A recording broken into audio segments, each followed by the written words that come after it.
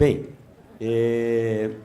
esse painel tem o objetivo de discutir a questão do imposto sobre bens e serviços, discutir o IVA. Então, vou falar sobre tributação do consumo, distorções, propostas de reforma, essa fiscalidade e, no fim, a proposta de imposto seletivo. A primeira questão que eu acho importante, Floriano fixou muito na questão da reforma do imposto de renda.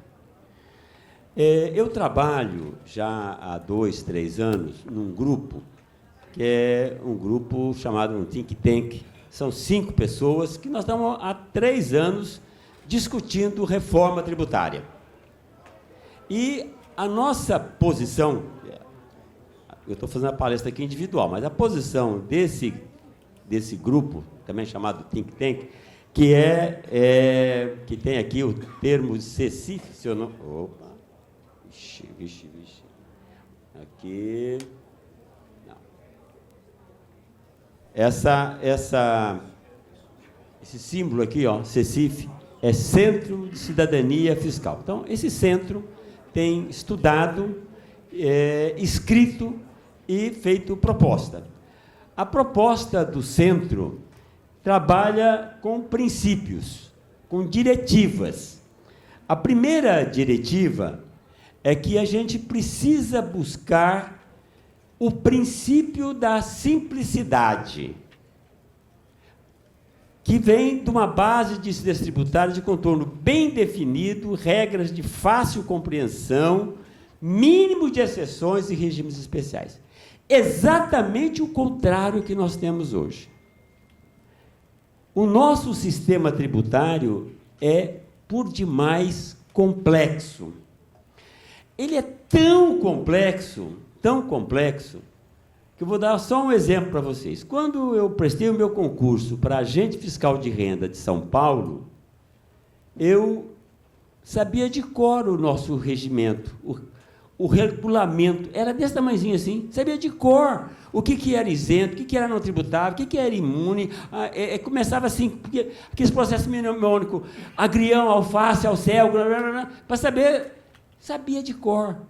Hoje, o regulamento de São Paulo, ele deve dar mais ou menos daqui até aqui, uns 4 volumes. E um empresário, um contador que precise trabalhar com uma relação de clientes disperso pelo país, pelos 27, ele vai ter que conhecer regulamento, doutora Rosa, que vai do chão ao teto. Ou seja, é impossível. É impossível. Dia desse encontrei um colega da fiscalização e ele disse, Machado, aposentei. Eu falei, mas como que você faz isso? Jovem desse jeito, aposenta. Ele falou, sabe o que é? 2 coisas. Primeiro, eu cumpri meu tempo. Segundo, eu já não entendo mais nada de ICMS. Está muito confuso esse negócio. Ou seja, não dá para compreender. É muita complexidade, é muita exceção. Aliás, não tem regra, só tem exceção. Transparência. Esse é outro princípio. Transparência.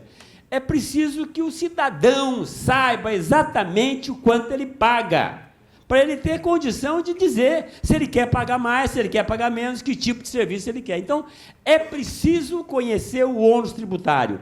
Isso empodera o cidadão. Se ele souber exatamente quanto é que ele paga de tributo, ele vai saber, então, que tipo de governante ele quer para gastar aquele tributo, para gastar aquele recurso, que tipo de política pública ele quer. Então, transparência é fundamental. Mas não vale fazer isso de trás para frente, ou de cima para baixo, ou do telhado para o alicerce. Essa história da transparência já é antiga. Há alguns anos atrás, todo mundo, precisamos saber quanto é que paga de imposto, etc. Todo mundo concorda com isso. Aí, quando tem uma ideia genial dessa, a primeira coisa que faz vamos botar na lei. Aí botar na lei. Botou na lei que na nota fiscal tem que aparecer a carga tributária. Bom, criou a lei, criou a obrigação, os comerciantes que pediram ficaram loucos da vida. Como é que eu vou calcular esse negócio? Aí apareceu um instituto, não sei aonde aí, que fez lá um algoritmo e distribuiu. E todo mundo hoje, você compra um cafezinho, sai lá qual é a alíquota, o imposto que está ali, que soma imposto de PIS, COFINS, ICMS, ISS e qualquer outro S que tenha.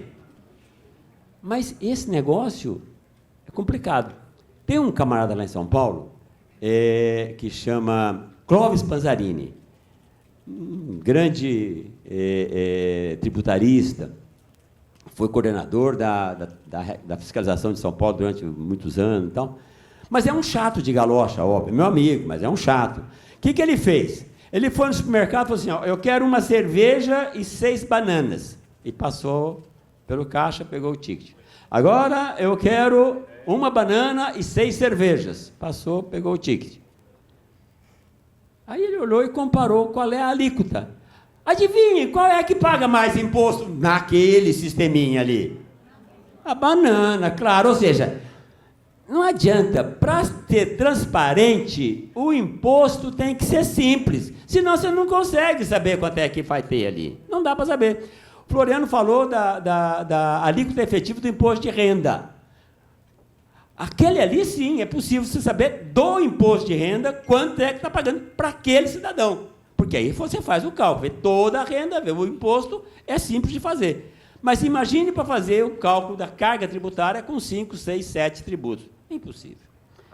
Bom, então, simplicidade, transparência. O outro princípio é da neutralidade. O sistema tributário ele tem que ser neutro em relação à forma de organização do aparato produtivo e com relação à sua localização. Mas o Brasil hoje tem um custo enorme, enorme, que vem da maneira pela qual os tributos interferem na maneira de se organizar e na maneira de se localizar no país. Saulo conhece bem a guerra fiscal do ICMS entre os estados. Faz com que a gente o Brasil tenha fábrica de automóveis, aqui em Betim, que é ótimo, temos lá em Goiás, temos lá não sei aonde. Agora, as peças vêm de São Paulo, vêm do Rio, depois os carros voltam para São Paulo, voltam para o Rio. Ou seja, o que você tem de passeio de mercadoria, quando não passeio só da nota, para pegar as reduções tributárias, é um custo infernal. São Paulo dá incentivo para a instalação de frigorífico. Bom, frigorífico tinha que estar lá no Mato Grosso, tinha que estar lá no Mato Grosso do Sul, tinha que estar em Tocantins. Por quê? As empresas se localizam sempre buscando o ponto ótimo, ou próximo do mercado consumidor, ou próximo da matéria-prima. No meio do caminho, ou longe das duas coisas, só com a interferência do sistema tributário. Ou seja, então, o sistema tributário, que num rasgo de boa intenção, dá o incentivo fiscal, introduz custo na matriz econômica do país. Então, nosso princípio, o tributo tem que ser neutro. A forma de se organizar, a forma de se localizar, não pode ser induzida pelo tributo. E o quarto princípio é o princípio da equidade. Equidade. É preciso que haja um tratamento dos cidadãos e das empresas de maneira uniforme, dosando a carga tributária sem privilégios. Sem privilégios. Eu separei 2 slides, só para, antes de entrar no meu tema, sobre essa questão da neutralidade. A maneira pela qual a forma de organização define a quantidade e o tributo que você paga. Aqui é só um desenho bonitinho para lembrar que os 4 princípios, simplicidade, equidade e neutralidade, são fundamentais no sistema tributário, mas que também é preciso que haja arrecadação, né? Porque não adianta ser simples, equânime, neutro, transparente e não arrecadar nada, porque tem que arrecadar, né? Afinal de contas, o salário tem que ser pago, afinal de contas, a previdência tem que ser paga, afinal de contas, a estrada tem que consertar os buracos, a defesa tem que estar preparada, enfim, tem que arrecadar para fazer política pública adequada, para poder fazer a gestão dos gastos de maneira bastante efetiva. Eu separei, antes de entrar no meu tema, que eu vou mostrar logo à frente, porque o objetivo é superar o objetivo da nossa proposta. A proposta geral nossa. Eu não vou fazer a proposta geral aqui porque não dá tempo. Vou falar só sobre o IBS. Mas a proposta geral, para não ter um debate fragmentado, é contemplar, e nós estamos trabalhando nisso, todas as dimensões que compõem a reforma tributária. Quais são as dimensões? A primeira, racionalizar a tributação do consumo. É aqui que eu vou fazer a palestra, é nessa linha que eu vou fazer. Racionalizar a tributação sobre o consumo. Tornar isonômica a tributação da renda, limitar a tributação da folha de salários, ordenar os regimes simplificados de tributação e melhorar os impostos sobre a propriedade. Porque todo o sistema tributário, no mundo inteiro, ele tributa 3 grandezas econômicas. Ele tributa o fluxo de consumo, tributa o fluxo da renda e tributa o que sobrou ali, né? Quem tem mais renda, gastou menos, fica com propriedade. E tributa, então, a propriedade. São esses 3 no mundo inteiro, em cima disso. Alguns tributam a produção, que é um péssimo negócio, né? Porque tributa a produção, tributa o investimento, você reduz a capacidade de crescimento da economia. Então, o nosso modelo tributa consumo, renda, propriedade, que é o que nós temos hoje aqui, com bastante disfunção. Mas eu separei, com relação à renda, e principalmente no princípio da neutralidade, eu separei algumas telas aqui para fazer a introdução. Essa é a primeira tela que eu quero mostrar para vocês. Essa tela já foi bastante divulgada, muito difundida. Ela é muito importante para vocês entenderem a questão da neutralidade, ou seja, a forma de organização não mexer com a forma de pagar imposto, e a questão da equidade. Vejam só que interessante essa tabela. Essa tabela compara 3 formas de se organizar, das pessoas se organizarem em relação ao trabalho e à produção. Ele pode ser um empregado. Empregado. Vai lá, carteira assinada, é empregado. Recebe no final do mês, tem os seus descontos de praxe e paga os seus impostos como empregado. Mas ele pode ser sócio de uma empresa também. E quando ele é sócio de uma empresa, ele pode estar no lucro presumido, né, Rosa? Pode estar no lucro presumido e pode estar no simples também. Lucro presumido é uma condição só com relação ao imposto de renda, e o simples, então, pega todos os outros tributos. E eu queria chamar a atenção para vocês, só rapidinho, para vocês perceberem. Aquele camarada, empregado, um auditor fiscal, um Ministério Público, um juiz, porque ganhar 30 mil só nesse patamar, né? Contador de grande município, tal, aí ganha 30 conto. Mas não acredito. Vocês estão achando que não é verdade? É verdade, eu conheço os contadores que ganham mais que 30 conto. Mas se ele for empregado, olha só, se ele for empregado, carteira assinada, CLT, etc., entregando RAIS, tudo certinho, olha o que acontece. A empresa paga 9.700 de tributo, sendo um dos mais fortes a folha, porque a tributação sobre a folha do empregador incide sobre o valor integral, não o valor que é o teto da Previdência, é o valor integral. Aí ele paga INSS por conta própria, tem uma retençãozinha na fonte, remuneração líquida, 15 mil. Total de imposto pago, 14.891. Isso cravado, na vírgula. Se ele for empregado, uma empresa, esse cálculo foi feito pegando uma empresa que só tem um empregado e fatura 30 mil, que é o salário dele. Só isso, é só para facilitar as contas. Então, ele pagaria 14 mil de imposto, teria uma remuneração líquida de 15 mil. Isso vale para quem 30, mas vale para quem tem 10 também. É o exemplo igualzinho. 10, 15, 5, 8, acima de 4 já está nesse negócio aqui. Mas se ele for sócio de uma empresa, do lucro presumido, aí os tributos caem um pouquinho mais, a folha cai lá um pouquinho, papapi, papapá, remuneração líquida, 24 mil. De imposto ele paga 5 mil. Bom, mas isso ainda não é tudo, né? Nós temos o simples, que segundo falaram ontem aqui, vai até, o Bardella falou, vai até 4 milhões, 3 milhões por ano. 4 milhões e 800, obrigado, Rosa, consertou aqui direitinho o nome, 4 milhões e 800 de faturamento. Se tiver uma margem razoável de 20%, está ganhando quase 1 milhão por ano, o que significa 100 mil por mês. No entanto, se for só 30, ele vai pagar 3 mil de imposto.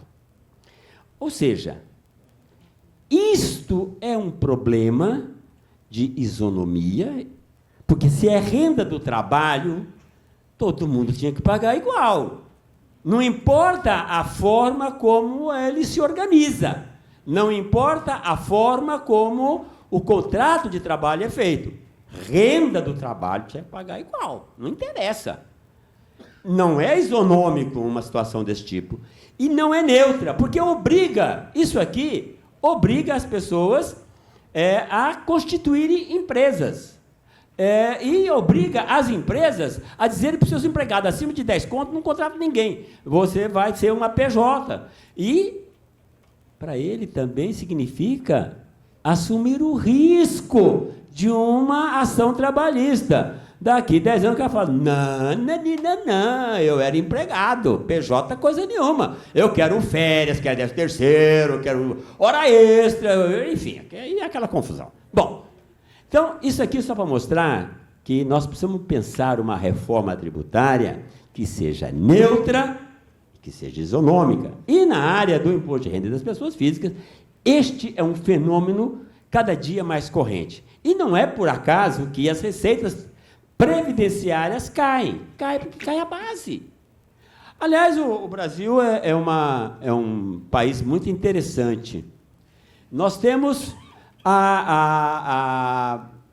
aquilo que a gente chama de planejamento tributário dos ricos, dos médios e dos pobres.